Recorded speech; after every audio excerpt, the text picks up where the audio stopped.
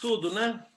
Eu estava dando uma revisada agora de manhã e é impressionante como tem vários pontos na vida de Paulo que convergem com a nossa, né? É impressionante mesmo.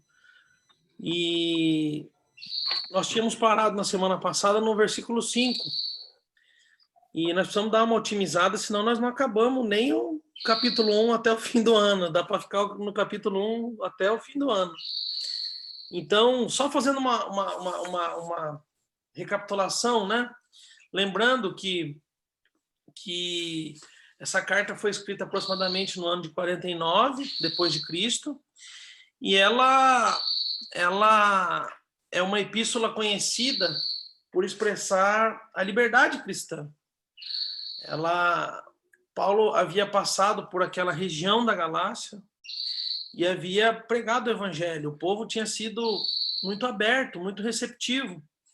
Mas quando Paulo sai de lá, os mestres, né, ou os falsos mestres judaizantes, eles passam então a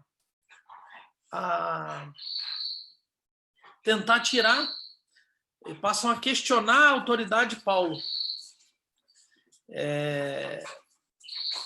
E isso causa um alvoroço na cidade. Eles passam a defender a questão das obras, a questão que a salvação não é possível se não for cumprida a lei de Moisés, coisas que já haviam sido superadas por Jesus e também por Paulo. Então, eles tentam ali gerar uma confusão na cabeça do povo. Interessante é que isso continua acontecendo, né? Hoje nós temos que tomar muito cuidado com o sofisma. O que é o sofisma?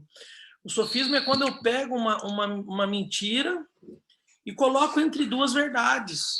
Então, eu começo falando a verdade, coloco o sofisma e termino falando a verdade.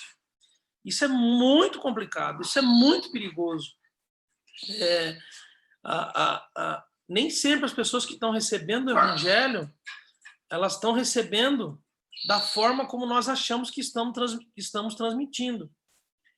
Vou dar um exemplo para vocês aqui que é engraçado, mas a gente tem que rir para não chorar. Essa questão do coronavírus. Eu tive essa semana no interior e acabei encontrando o meu compadre, o Chico, que vocês vão conhecer. Até o meu afilhadinho está aqui, nós trouxemos ele, o Filipinho, que é o filho dele, né? Que tá um Filipão. Que virou um Filipão, tá grandão. E ele me contando, ele é dentista, mas ele é um cara diferenciado, um cara muito atencioso, sabe? Um cara que senta, conversa, que não trabalha por dinheiro, sabe? E assim, a conversão fez uma transformação na vida do Chico, assim, permanente, né? Ele e a esposa são líderes hoje lá na igreja de Santo Antônio da Platina, e eles são frutos nossos, eles se converteram com a gente, né? Nós caminhamos juntos, sem jamais impor qualquer coisa, sem jamais tentar mostrar alguma coisa, né? Mas convivemos com eles. E o Chico estava me contando que ele recebeu no consultório, e ele recebe pessoas, né, de todos os lugares, de todas as camadas da sociedade. Então, ele contando que ele recebeu um paciente, e enquanto ele atendia, antes dele atender, o paciente perguntou: e aí, doutor, como é que está a questão do coronavírus, né? O Chico, de máscara, falou: nós estamos se cuidando, esse negócio é perigoso, isso aí mata mesmo. Aí disse que o senhorzinho falou assim para ele: eu já peguei o coronavírus. Aí o Chico falou: que bom, o senhor já pegou e já está aqui, o senhor conseguiu vencer. Eu venci. Aí o Chico perguntou: mas onde que o senhor pegou? Ele falou: eu peguei tomando banho. O Chico, tomando banho. Eu estava tomando banho, na hora que eu fui lavar minha cabeça, eu senti que ele pegou meu pé. E ele começou a subir pelo meu pé. E ele foi pela canela e eu senti que ele estava andando. E a hora que ele chegou no meu joelho, eu fiquei desesperado. Saí do banho, me enxuguei, troquei de roupa e corri para o hospital. E a hora que eu cheguei no hospital, eu já cheguei gritando, falei: o coronavírus está no meu joelho, o coronavírus está no meu joelho, vocês precisam fazer alguma coisa. E eles achavam que eu era louco, doutor, imagina. E aí ninguém fazia nada, eu gritei mais alto ainda dentro do hospital. Eu preciso de um remédio que o coronavírus está subindo, porque eu escutei na televisão que o coronavírus mata quando ele chega no pulmão. E ele já estava subindo, ele estava no meu joelho já. Então ele estava, se em 1 hora ele foi do pé para o joelho, mais 1 hora ele ia chegar no meu pulmão. Eu sei, doutor, que a hora que ele chegou na minha cintura, a hora que ele estava na cintura, pertinho do pulmão, eles me deram remédio. Aí pronto, tomei o remédio. Falei, coronavírus, você vai ficar paradinho aí na cintura, você não vai subir, não vai pegar o meu pulmão e não vai me matar, certo? Veja, é uma história, né, cômica, né? Cômica. Mas você veja, risada, o tanto pastor. Oi, André. André tá chorando de rir. Pergunta pra ele de novo. Pergunta pra ele. Como que o senhor consegue contar isso sem dar risada, pastor? É que ele já riu muito. Porque eu já ri tudo que eu tinha que rir já. Eu já contei essa história umas 10 Ai, vezes. meu Deus. Ai, É. Jesus. Então, você veja. Olha o tanto de informação que nós temos na televisão. Ai. Olha o tanto de informação que nós temos em todos os lugares, em todos os meios de comunicação. Certo? Ainda assim, tem gente que está pensando dessa forma. Ainda assim, tem gente que está olhando a situação do coronavírus dessa forma. Você vê como as coisas se distorcem, você vê como que os fatos, que aquilo que nós falamos, que aquilo que nós anunciamos, e tudo isso está passível de diversas interpretações. Então, daí o risco, daí o perigo, porque esses judeus, né, eles queriam desmontar, desconstruir o que Paulo havia ensinado aos moradores da Galácia. Então, Paulo precisa combater, Paulo precisa argumentar. E veja, naquela ocasião, o Chico não tentou convencer o senhorzinho, né? Ele deixou. Ele falou, deixa ele achar que o coronavírus ficou na cintura dele ali e não alcançou o pulmão, né? Porque não tem salvação. Vai tentar explicar o que para ele, né? O Chico ia gastar ali possivelmente o dobro do tempo que ia gastar para atender ele, do dente. O Chico ia ter que gastar ali na vida dele explicando que não era assim, que ele não pegou nada, que deram um placebo para ele no hospital. Mas veja, não valeu a pena. Nesse caso específico de Paulo, vale a pena, porque esse engano desse senhorzinho não ia causar mal algum à vida dele, a não ser um sarro. O máximo que ia acontecer, alguém tirar sarro e rir dele como nós rimos, né? Mas a questão de Paulo era uma questão de salvação, era uma questão de vida eterna, era uma questão de livrar, impedir a ida daquele povo para o inferno ou não. Entende? Então, Paulo, ele se posiciona e ele começa, então, a montar, né, toda uma estratégia para poder argumentar, para poder defender a sua tese e combater aqueles falsos mestres que tentavam ali desfazer tudo que Paulo havia feito. Então, nós terminamos ali no versículo... Deixa eu ver... No versículo 5, certo? É isso mesmo? No verso 5, minhas folhas estão tudo bagunçadas, fora do lugar. Aqui. Nós terminamos no versículo 5, quando Paulo termina a saudação dele, certo? Aí no verso 6, alguém pode ler, por favor, o verso 6? Pode ler, o verso 6. Maravilho-me de que tão depressa passeis daquele que vos chamou a graça de Cristo para outro evangelho. Olha só, aí depois que Paulo termina toda a introdução, que ele se apresenta como apóstolo, que ele termina a saudação, no verso 6 ele começa já a explanar, a colocar aquilo que ele pensava. Irmãos e irmãs, veja, é importante eu e você entendermos que a estratégia tem que fazer parte da nossa vida. Você precisa ter estratégia, você precisa buscar estratégia em todas as áreas, de tudo aquilo que você vai fazer. Quantas coisas a gente faz sem organização nenhuma? Quantas coisas a gente faz de qualquer jeito? Quantas coisas a gente faz por fazer? Quantas coisas a gente faz, certo? De qualquer forma. Paulo aqui não. Paulo traça uma estratégia. Paulo começa, então, a falar para eles o quê? Ele expressa aqui o espanto dele. Ele diz, olha, vocês receberam o evangelho há pouco tempo, vocês abraçaram o evangelho, vocês tiveram experiências com Deus e vocês trocam, né? Tudo isso que vocês tiveram, todo o tempo de experiência, por um evangelho que não é de fato evangelho, né? Em vez de dar graça a Deus, como ele faz quando ele escreve a carta aos Tessalonicenses, Paulo revela, lembra a carta dos Tessalonicenses que nós estudamos antes? Que ele dizia assim, dou graças a Deus pela vida de vocês. Aqui Paulo não diz isso. Paulo diz, olha, eu estou assustado, eu estou espantado com a reação de vocês. E as igrejas da Galácia, nesse momento aqui, elas estavam, como a gente diz, né, virando a casaca. Elas estavam abandonando a fé, né, que eles tinham. Então, Paulo precisa contra-atacar. Eles estavam abandonando a graça, eles estavam deixando a graça e estavam entrando debaixo da lei, vivendo como os fariseus. Você acha que hoje, na igreja de Jesus, na face da terra, especialmente no Brasil, existem algumas pessoas que vivem debaixo da lei? Sim ou não? E não debaixo da graça?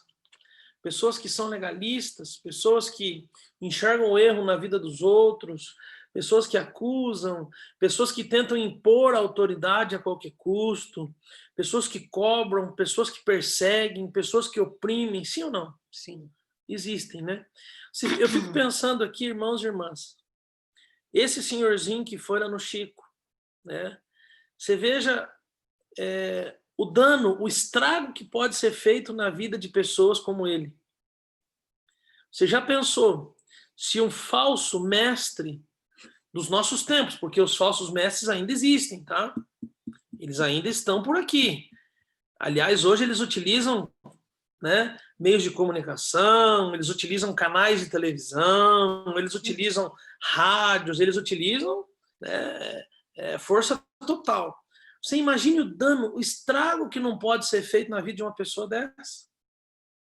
A ponto da pessoa perder, entregar tudo que tem na mão desses falsos mestres. Daí a importância de nós, eu e você, sermos mensageiros do verdadeiro evangelho. Não do falso, mas do verdadeiro evangelho. Aí no verso 7, ele diz assim, olha, o qual na verdade não é outro, porém alguns que estão perturbando vocês e querem perverter o evangelho de Cristo. Paulo, no verso 7, ele faz essa transição entre a apostasia e os falsos mestres. Ele identifica esses perversos falsos mestres em duas ações. Primeiro, eles perturbavam a igreja. Segundo, eles pervertiam o evangelho. Olha que interessante. Perturbar a igreja e perverter o evangelho. Essas duas coisas, elas estão alinhadas. Todas as vezes que o evangelho é pervertido, a verdadeira igreja na face da terra, ela é perturbada. Nós temos que assustar, irmãos e irmãs, quando nós encontramos alguém com a Bíblia na mão dizendo que só aquilo que aquela pessoa faz é o certo, tá? Entenda o que eu estou dizendo. O evangelho é o evangelho, não muda, tá? Mas o evangelho não gera esse tipo de sentimento, ele não gera esse tipo, ele não nos confere essa autoridade, percebe? O evangelho é um evangelho de amor, o evangelho é um evangelho de mudança, de transformação, de processos na vida das pessoas. E hoje você encontra, né, dentro do nosso contexto, dentro do nosso segmento cristão evangélico, muitas pessoas dizendo que só aquela doutrina pode salvar, que só quem pratica aqueles atos podem ser salvos. Você já ouviu isso, sim ou não? Né? Quantas pessoas você conhece que são oprimidas por doutrinas? Quantas pessoas você conhece que se afastaram de Deus por conta das coisas de homens? Quantas pessoas você conhece que foram condenadas, que foram deixadas para trás, que perderam a sua comunhão com Deus por conta da lei? Então, hoje, nos nossos dias atuais, o evangelho tem sido falsificado. E o resultado disso é a perturbação da igreja, a perturbação da verdadeira igreja, a perturbação do verdadeiro sentido do evangelho. Você concorda comigo com isso que eu estou falando? Não? Sim ou não? Você acha que hoje em dia existem falsos mestres? Você consegue identificar falsos mestres? Você consegue trazer à sua memória falsos mestres, pessoas que deixam seus interesses pessoais sobressalentes ao evangelho, né? Pessoas que fazem fortunas, pessoas que alcançam a glória, pessoas que alcançam riquezas, pessoas que alcançam a promoção pessoal, pessoas que alcançam milhares de seguidores, pessoas que alcançam milhares de likes, né, no YouTube, em Facebook, em Instagram. Será que eles não são falsos mestres? Sabe? E quando eu digo isso, eu não estou dizendo que nós estamos com a verdade, não estou dizendo que nós, somente nós, somos os certos. Mas quando a gente estuda a vida de Paulo, fica muito claro que Paulo, ele entende o processo que ele está vivendo, o processo de transformação. Nós vivemos um processo de transformação, irmãos e irmãs. Eu não sei se você já, em algum momento da sua caminhada, já ouviu a notícia que alguém que você estimava, alguém que você admirava, alguém que você queria ser igual, de repente essa pessoa caiu na fé, tropeçou na fé, de repente essa pessoa teve um acidente no meio do caminho, né, e foi dominado pela fraqueza. Não sei se isso já aconteceu com você. A Bíblia deixa muito claro que quem pensa que está de pé, que cuide para que não caia, sabe? Então, nós não temos o direito de cobrar ninguém, de apontar o dedo a ninguém. O que nós precisamos fazer é viver o evangelho, puro e simples. O que nós precisamos viver é com o coração nosso, 100% nele. E Paulo está tentando dizer exatamente isso para aquele povo. Os judaizantes, eles alarmavam os novos na fé. Eles induziam, eles diziam que se eles não praticassem as boas obras, e se eles não seguissem a lei de Moisés, eles não seriam salvos. E essas duas coisas Jesus já tinha resolvido. Então, o que era perverter o evangelho? A perversão do evangelho, ela acontece todas as vezes que a essência é retirada. E qual é a essência do evangelho, irmãos e irmãs? A graça. A graça. Sabe, nós dizemos que não. Tá? Nós não conseguimos enxergar isso na nossa vida, tá? Mas é natural que, com o passar dos anos, é natural que, quanto mais tempo dedicado à obra, nós nos tornemos legalistas. Nós olhamos para as pessoas de cima para baixo. Você não vai enxergar isso na sua vida, tá? E eu também não vou enxergar na minha. É muito difícil de enxergar isso, tá? Mas as pessoas nós começamos a olhar de cima para baixo, porque nós vamos aparelhando aquilo, né? Quanto mais tempo numa igreja, mais dono dela eu passo a ser. E mesmo que eu não enxergue, mesmo que eu diga que não, mesmo que eu ache que sou alguém receptivo, aberto, esse é um processo natural. Natural. Assim como a gente dirige, né, usando o subconsciente, você não precisa pensar em trocar de marcha, você não precisa pensar em pisar na embreagem, você não precisa pensar em dar seta. É algo que acontece natural, é uma memória muscular, né? As coisas começam a acontecer naturalmente. Se eu e você não cuidarmos, nós fazemos isso, nós nos tornamos religiosos naturalmente. Nós passamos a ser dono do nosso posto, nós passamos a ser dono do lugar na igreja. Se alguém senta no nosso lugar, nós já ficamos bicudo. Nós passamos a ser dono da vaga do estacionamento da igreja. Né? Não é assim. São pequenas coisas que, somadas, o resultado disso é religiosidade. Daqui a pouco nós estamos frequentando a igreja sem sentir o Senhor Jesus quebrantar o nosso coração. Daqui a pouco nós estamos frequentando a igreja porque nós temos que cumprir um ritual, porque nós temos que mostrar para alguém que nós somos crentes, sabe? Mostrar para um filho, mostrar para um pai, mostrar para a esposa, mostrar para o marido, mostrar para o irmão, para a irmã, mostrar para os irmãos da igreja. Então, veja, isso é danoso, isso é o começo do fim. E Paulo combate exatamente esse tipo de pensamento, exatamente. Porque ele tenta trazer para aquele povo que o verdadeiro evangelho, ele oferece salvação ao pecador. Não com base nas obras, mas com base no sacrifício perfeito de Jesus. Então, isso tem que estar muito claro na nossa mente. Tá? Muitas vezes, na condição de líder de discipulado, ou às vezes na condição de pastor, nós temos uma dificuldade grande de lidar com isso. Porque, você vê, hoje é domingo, né? Nós estamos aqui em poucas pessoas na escola dominical, sabe? E a tendência nossa, pela braveza com os que não vieram, é bater nos que vieram. Você entendeu? Nós temos que tirar isso do nosso coração, né? Eu já fiz muito isso, especialmente no início do meu ministério. Quando nós estávamos num lugar muito pequeno, eram pouquíssimas pessoas, e a coisa foi crescendo, e tinha culto que a frequência não era como eu esperava. Então, a gente tem essa mania de bater em quem vem, né? Que, na verdade, não tem culpa nenhuma porque veio. E aqueles que estão em casa, né, eles não estão ouvindo nada. Mas você vê, fazendo uma comparação, sabe? Eu considero um estudo desse de grande valia. Para mim, ele tem um valor imensurável. Para mim, isso aqui vale mais do que bastante coisa, né? Mas, veja, a gente tem que respeitar as pessoas.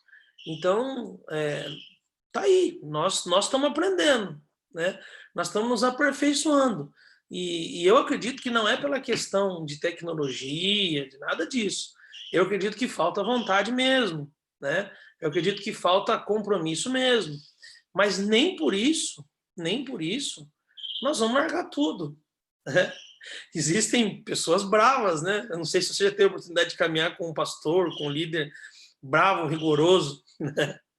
E eu estou rindo porque eu estou lembrando aqui de algumas experiências que eu tive no passado com pessoas assim, duras. Mas não é porque as pessoas não estão que nós vamos dizer assim, olha, está cancelado, não existe mais, não vai ter mais o nosso estudo, a nossa escola dominical. Não funciona assim. Não funciona assim. Eu lembro que numa ocasião em Foz eu dei uma escola dominical para uma pessoa só. Para uma pessoa só. Naquele dia a Gê não pôde ir com os meninos, eu não lembro por quê, e eu acabei indo sozinho para a igreja, e eu dei a escola dominical para uma pessoa só, que era o seu Toledo, que eu vi o Cláudio ali. O Cláudio acho que conheceu o seu Toledo, né? E eu dei a escola dominical só para o seu Toledo, que era o meu baterista, que tinha 75 anos. Então, quando eu chegava na igreja, o seu Toledo já estava lá, né? E ele me ajudava a abrir a igreja e ele me ajudava a fechar a igreja. E aquele dia, por incrível que pareça, não fiquei bravo, não fiquei ressentido, não fiquei nada. Fiquei muito feliz, né?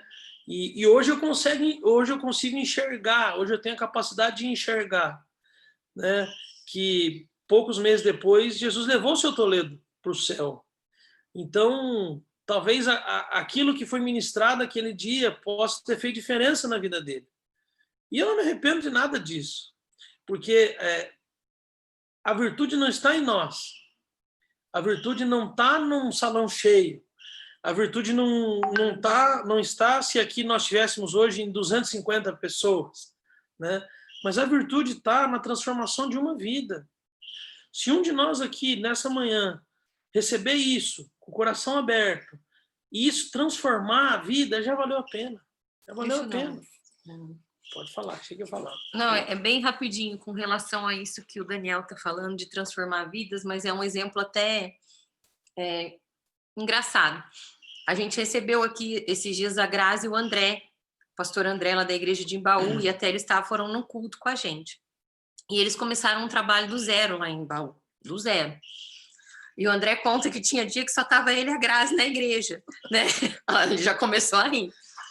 E aí ele pregava, a Grazi fazia o louvor, porque ela toca muito bem, canta. A Grazi fazia o louvor, ele pregava. Aí que ele ainda falava assim, essa palavra é para você. Mas olha que interessante, né? Eu achei que você ia falar disso.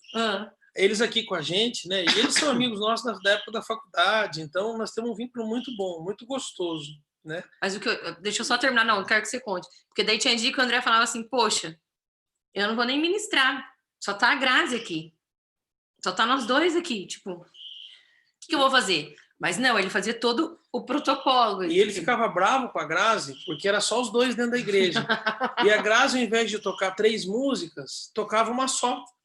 E olhava para ele e falava assim, André, não vou tocar mais, tá só nós. Ele falava, Grazi, faz o louvor inteiro. Toca inteiro. Como se essas cadeiras estivessem cheias de pessoas, né? Hoje eles estão lá, numa cidade de 7 mil habitantes, eles têm mais de 200 membros na igreja, 200 membros ativos, né? E a frequência deles é maior do que isso, a frequência deles eles fazem 2 cultos. Muito forte. Então, você vê, algumas coisas são para testar o nosso coração, né? Algumas coisas são para provar o nosso coração, para ver onde realmente está. Sabe por quê, irmãos? Porque se eu estou construindo um reino para mim, né? E hoje o que mais se vê é isso, pessoas construindo reinos para si. Por que existe hoje, né, tanta divisão, ministérios solos, né, pregadores, né, que não são itinerantes como Paulo era, pregadores que constroem reinos para si. Então, eles são muito mais coach, são muito mais pessoas que trabalham a questão da autoajuda do que pregadores evangélicos. Sabe, eu não estou dizendo que isso não é bom, né? Eu admiro, mas assim, cada coisa no seu lugar. Evangelho é evangelho, coach é coach, autoajuda é autoajuda. Não queira misturar tudo isso, né? Porque senão eu vou baratear o evangelho. Senão eu vou deixar um evangelho que foi conquistado debaixo de muito sangue, debaixo de muito sofrimento, debaixo de muita perda, de muita renúncia de homens e mulheres que vieram antes de nós. Eu vou baratear, eu vou minimizar o sacrifício deles. Eu vou minimizar o sacrifício de Jesus. Então, o esforço de Paulo é exatamente esse. Paulo está dizendo assim, olha, o verdadeiro evangelho ele oferece salvação de graça. O verdadeiro evangelho, você não precisa de obras. O verdadeiro evangelho, o alicerce dele é no sacrifício perfeito e pleno de Cristo. Você entende? Então, ele quebra toda religiosidade. Tá? Eu já recebi muitos irmãos, sabe, durante a minha caminhada, pequena caminhada, né, pedindo a cabeça de outros irmãos, sabe? Eu lembro uma vez que um ministro de louvor ele tinha passado por um momento muito difícil durante mais de um ano da sua vida e Deus então colocou ele no nosso caminho e pediu para a gente cuidar dele e eu cuidei dele. E ele frequentando a igreja, eu não deixava nem ele regular o som, né? Porque ele tinha que passar por aquele processo. E depois de um processo longo, duro, árduo, de muito discipulado, de muitas horas juntos, de muitas lágrimas, de muitos cafés, de muito estudo, ele então passa, né, a voltar a regular o som, né? E de repente, mais um tempo, ele volta a tocar na igreja. Ele volta a cantar. E nesse dia que ele voltou, eu recebo após o culto muitas ligações, inclusive, né, dos meus superiores eclesiásticos, dizendo que eu não podia fazer aquilo, que eu estava errado em fazer aquilo, que isso ia ser muito ruim para a igreja, que isso ia ser muito ruim para a imagem da igreja, né? Eu imediatamente repreendi aquele meu superior imediato e disse a ele, falei, olha, ou eu sou o pastor da igreja ou eu não sou o pastor da igreja. Quem sabe da vida desse rapaz sou eu, quem está caminhando com ele sou eu, né? E chegou a hora, sim, dele voltar, e eu não me arrependo de nada que eu fiz. E veja, se continuar desse jeito, nós vamos ter problema sério, e eu já comprei a briga dele, né? Graças a Deus as coisas se acalmaram, né? Mas eu fico pensando, quantos líderes têm o seu ministério abortado por conta desse tipo de gente? Legalista, que não sabe o que está acontecendo, né? Eu sabia da obra de Jesus na vida daquele rapaz. Eu sabia da obra de Jesus. Vocês estão escutando o passarinho cantar? É o Roberto Carlos. É o novo integrante da família, gente. Ele chama Roberto Carlos. Agora tem 2 cachorros e um passarinho nessa casa. Canta lá, não para de cantar. É o Roberto. Agora nós estamos vendo, nós estamos negociando a vinda do Erasmo. Vai ficar dupla daí, é o Roberto e o Erasmo. Mas, voltando ao que eu estava dizendo, né? Quantas pessoas compram a nossa briga? Quantas pessoas pagam o preço pela nossa vida em oração? E Paulo está tentando derrubar exatamente esse pensamento legalista, né? Não precisa ir muito longe.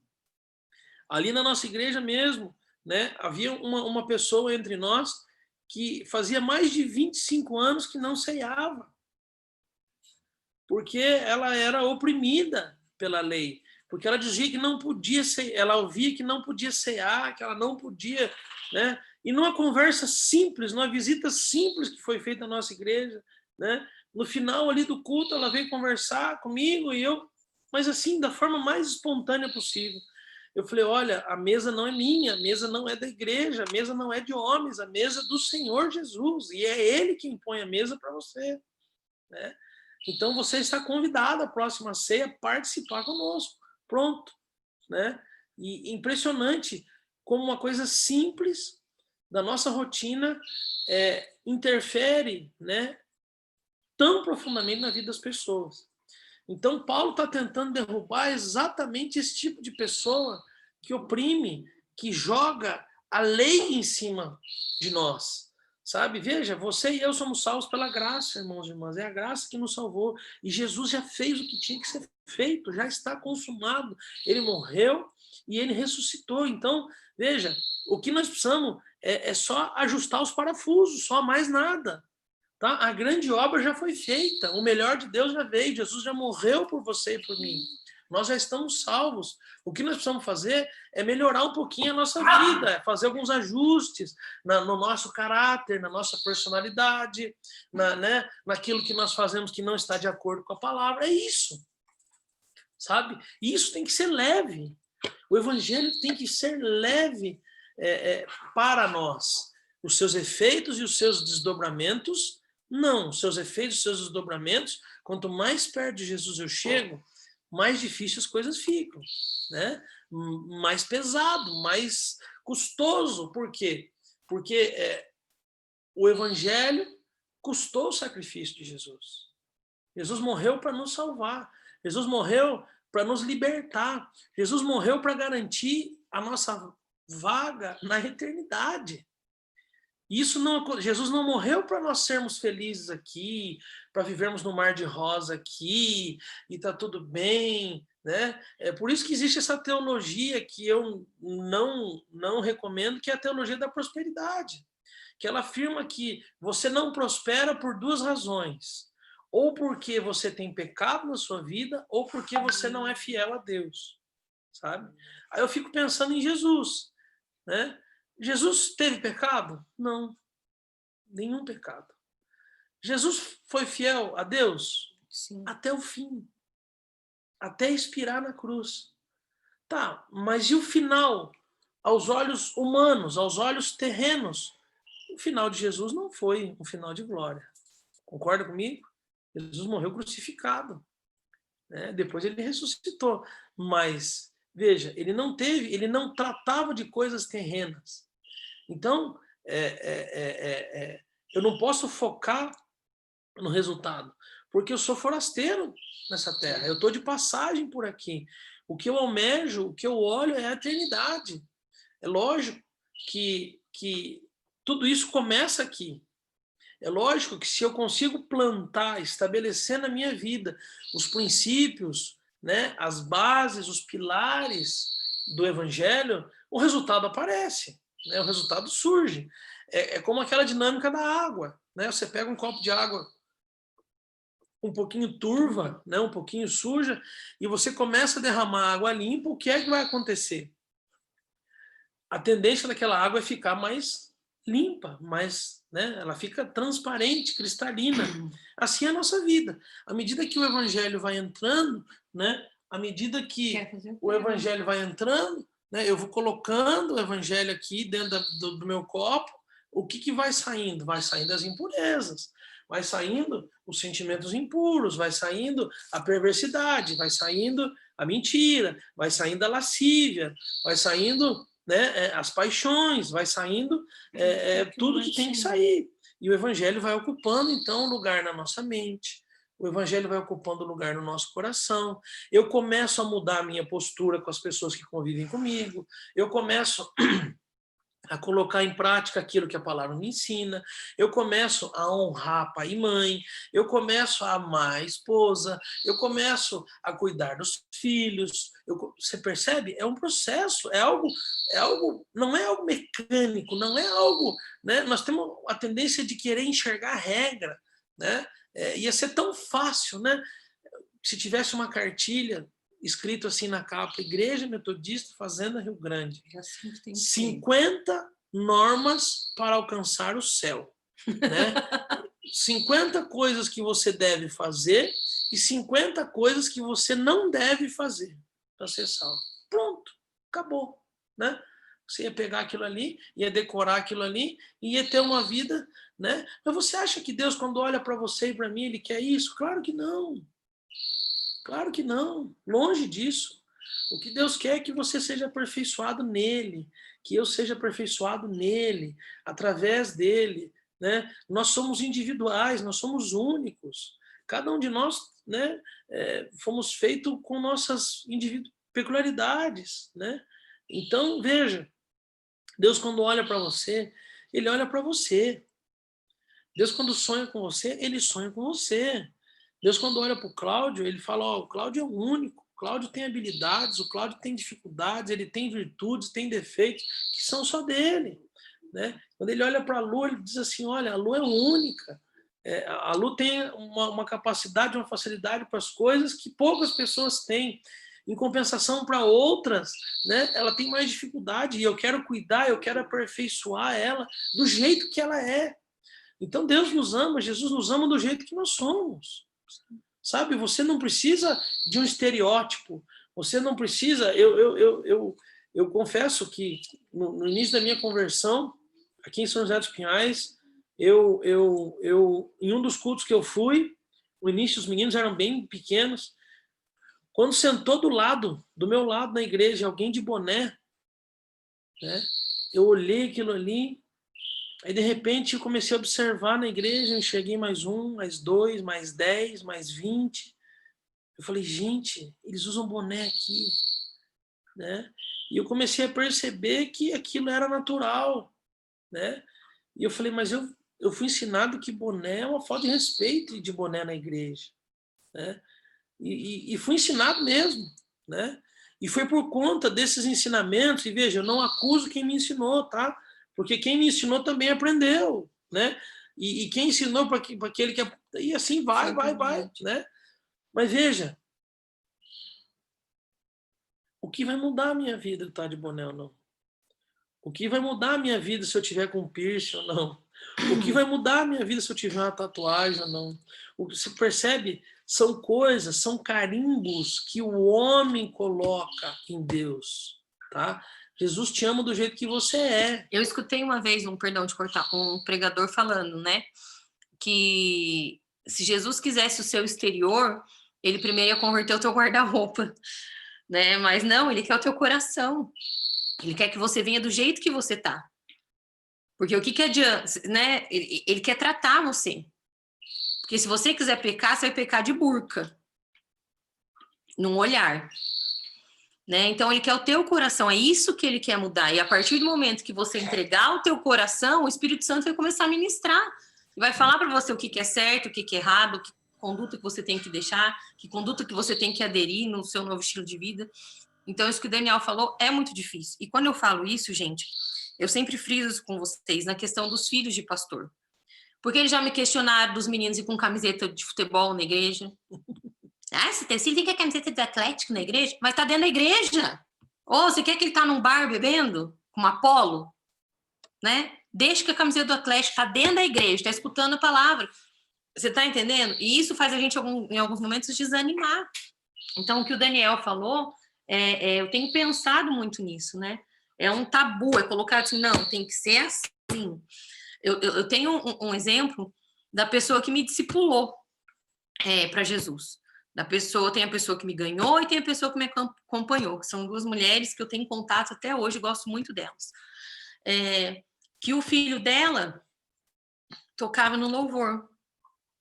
E por conta de uma tatuagem, foi escorraçado do altar.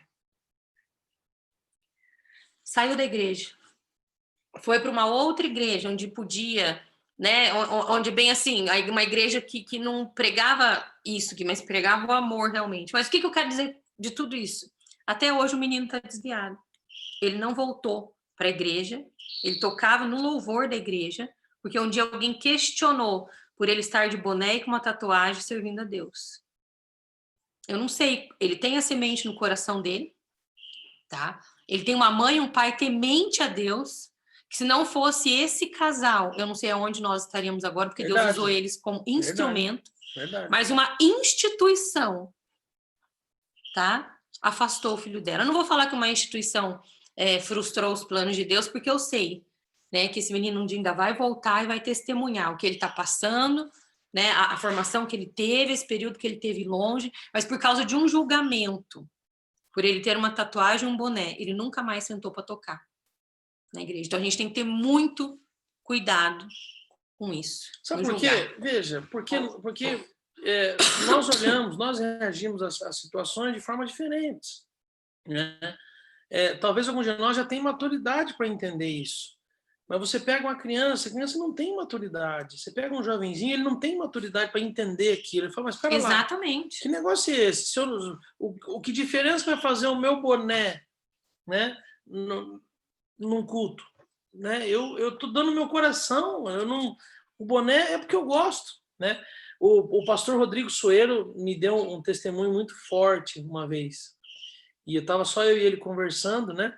E essa questão do boné marcou minha vida, por incrível que pareça, porque eu sempre gostei muito de boné, eu gosto de boné até hoje, eu coleciono boné. E eu, quando era criança, eu não gostava de ir na igreja porque eu não podia entrar de boné. Né? Eu não gostava de ir na igreja, uma das razões era essa. E o Sueiro um dia estava me contando que na igreja dele isso aconteceu. Um rapaz foi advertido por um dos líderes lá, pelo fato de estar com boné. Né? E disse assim, olha, você está vindo de boné na igreja? Né? Olha, coisa horrível. Tal. E aquele rapaz, ele não revidou. Ele simplesmente, o cara mandou ele tirar o boné. Ele falou, não vou tirar o boné. Não vou tirar o boné.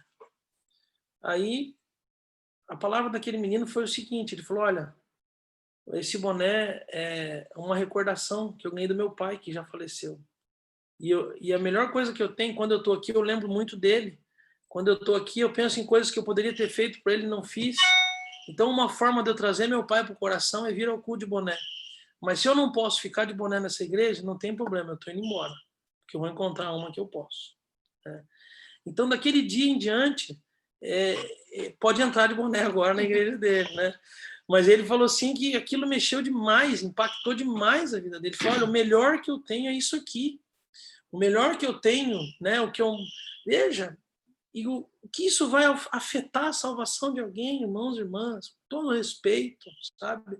Eu acho que nós não damos conta mais de uma igreja arcaica, de uma igreja, sabe, engessada, de uma igreja norteada apenas por leis, sabe? Eu não estou dizendo que é um tempo de anarquia na vida da igreja, bagulho, não é nada disso, Mas eu estou dizendo que se nós não mudarmos, se nós não contextualizarmos o evangelho, né, para os dias atuais, de forma que ele não perca a essência, nós vamos perder vidas. Vidas serão, né, perdidas. É que a verdade, na verdade, é muito confundido, né?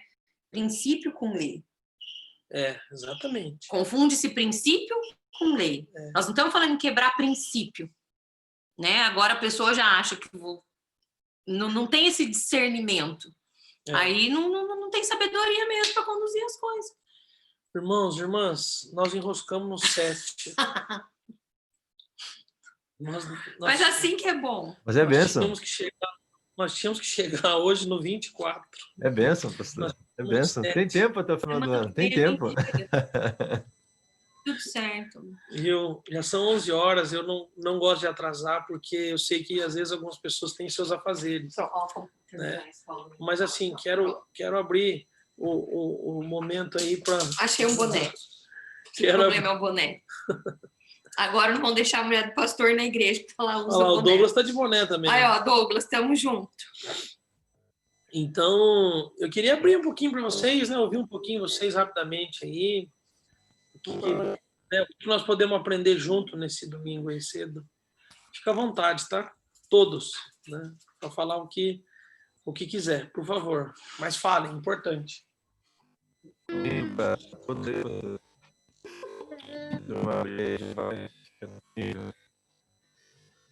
é interessante essa colocação do pastor Jesus, que a gente conheceu a igreja, a gente veio ser igreja, deixar Jesus cuidar da nossa vida e fazer parte do corpo. Agora, 6 anos atrás, nós chegamos... Tá robotizado o teu áudio aí. Tá robotizado mesmo, cara. Não dá para te ouvir nada. Tá ouvindo agora? A hora que você parece um robô. Parece um robô. Tá ouvindo agora? Melhorou? Não, tá igual. E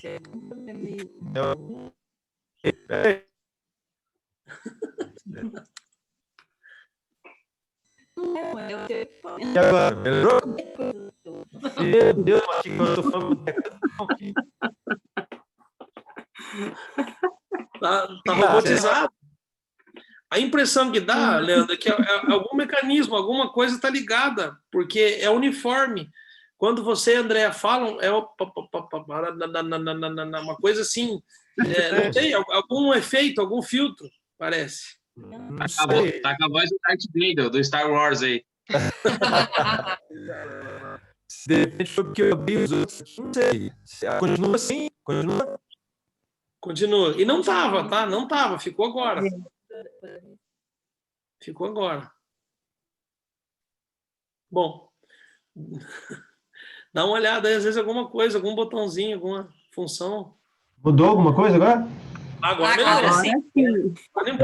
Botei pelo microfone da câmera. Enfim, vamos só para a gente concluir. Eu digo assim, a gente, quando chegamos para a igreja, no Bacaxiri, a gente aprendeu a ser igreja a partir do que a gente aprendeu ali, há 6 anos atrás. E o choque foi o inverso, porque a igreja do Bacaxiri é a igreja que conduz a Manaim. E a Manaim, assim, é casa de recuperação para drogados, problema de drogadição. Sim. Então, quando a gente chegou na igreja, a gente foi instruído a seguinte situação: se vocês chegarem e encontrarem a turma com Rastafari, com tatuagens, com skate, vocês não esquentam a cabeça. Então, mas isso a gente imaginou, assim, algum que outro. Era um número grandioso da igreja. E no culto de domingo, no meio do culto, a turma entrava com o skate debaixo do braço, ia lá para frente para receber a oração com o skate debaixo do braço, um Rastafari quase arrastando no chão. Então, a gente levou um choque o inverso disso. Mas isso foi maravilhoso, porque a gente aprendeu a olhar a graça de Jesus por todo lado, por toda a situação. Então, cada quadro que nós íamos fazer um trabalho de rua, evangelismo de rua, onde fosse, isso era muito claro para a gente fazer esse processo. Então, quando a gente vê o inverso, assim, é diferente, né? E eu lembro que uns dias atrás, quando teve um culto, eu até estava com o boné. E aí perguntei ao pastor, alguma objeção para o senhor?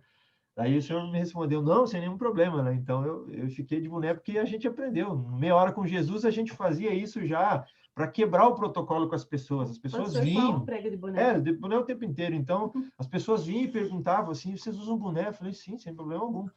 Então, Sim, isso aí. algo natural, a gente Isso aí. aprendeu esse processo. Mas quando a gente vai Isso aí. levando para frente, não dá choque nas pessoas, né?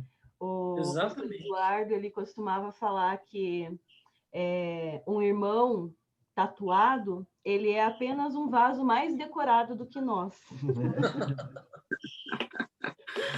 Isso.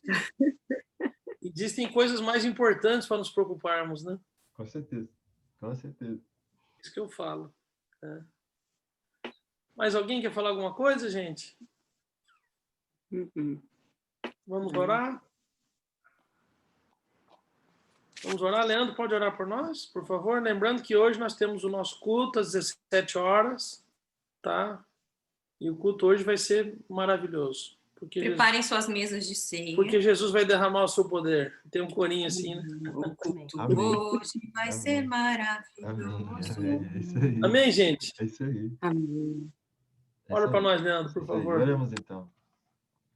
Querido Pai, amado Senhor, queremos agradecer, Senhor, por esse tempo tão precioso, tão especial, em que o Teu Espírito Santo nos conduziu, através da ministração da vida do pastor Daniel.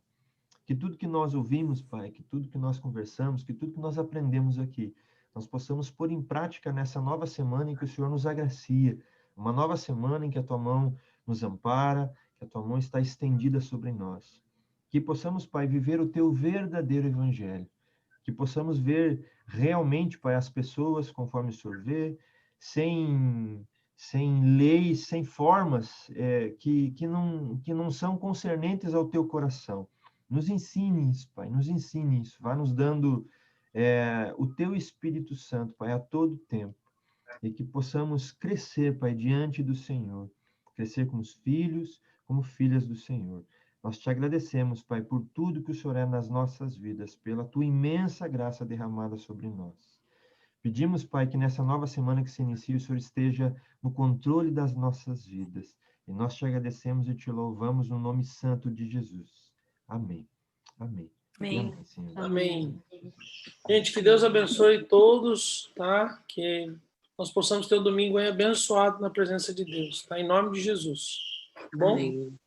Até a tarde. Tchau, gente. Aham.